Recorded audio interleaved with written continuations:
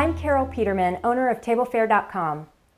Spices add flavor, texture, and color to the food you cook in a variety of ways.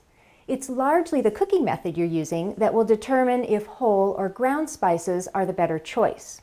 Quickly cooked dishes typically don't allow enough time for the whole spices to add flavor, making ground a better choice.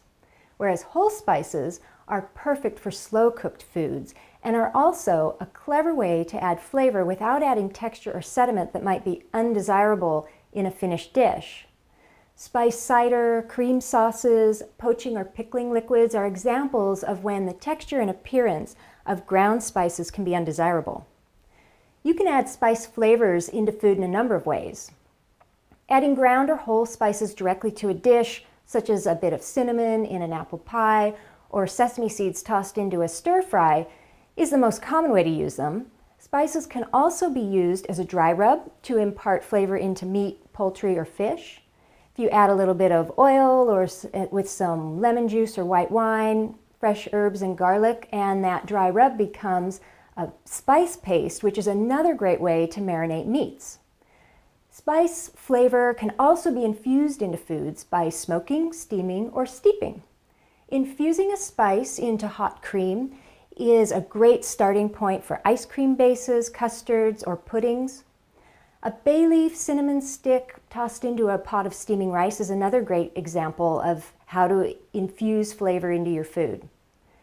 Now, large or potent whole spices like cinnamon, clove, or bay leaf need to be removed from a dish before serving because they're really unpleasant to bite into. So if you're making a soup or a stew, it can actually be a little difficult to find these spices at the end of cooking to retrieve them. So a few tricks are to tie the spices in a little cheesecloth pouch. You can also bundle them together with a piece of string, which can then easily be retrieved. Little tea bags or tea strainers are another great way to be able to retrieve your spices easily. A trick for cloves is to poke them into a bit of citrus zest or a piece of onion that might be in the dish so that you can find them to get them out. Cumin, coriander, fennel, and mustard seed are examples of spices that are whole seeds, but they're small enough and mild enough that you can eat them whole. And these small seed spices add a wonderful texture to dishes and an additional layer of flavor interest because they don't release their full flavor until they're bitten into. So they're also beautiful and often used to garnish or make a beautiful crust on a food, and this baguette is a perfect example. The most important thing to know about spices is that they lose their aroma and flavor over time. So buying them in quantities that you'll use within a few months makes a big difference in the flavor you get, especially if you're buying pre-ground spices.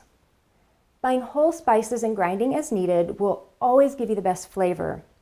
Now, some spices like nutmeg, cardamom, and coriander, and even peppercorns are particularly volatile and lose portions of their flavor profile very quickly once they've been ground. So even if you normally buy ground spices, these are a few worth purchasing whole and grinding yourself. A small electric coffee grinder or mortar and pestle is all you need to grind your own spices at home. When cooking with dried herbs, you just need to crumble them between your fingers as you're adding them to the dish, which will help release the flavor. So I hope you have fun adding great flavor, texture, and color to the food you cook using your spice collection.